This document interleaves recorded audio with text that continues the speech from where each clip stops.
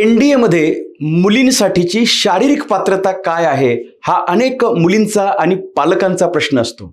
NDA साठी उंची किती हवी मुलींची, तर ती आहे 152.5 सेंटीमीटर. पण एअरफोर्ससाठी जर आपण विचार करणार असाल तर मुलींची उंची हवी 162.5 सेंटीमीटर.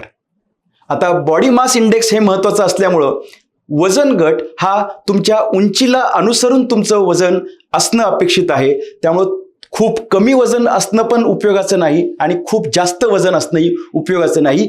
BMI कन्सेप्ट या उंचीसाठी आणि वजनासाठी वापरला जातो.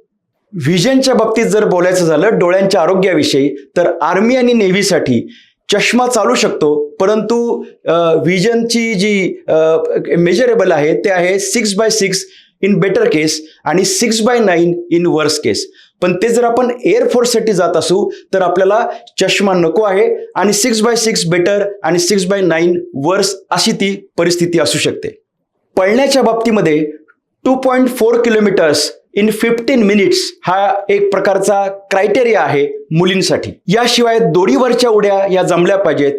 पुशअप्स आणि सिटअप्स हे प्रत्येकी 15 ते 20 हे असणं अपेक्षित आहे.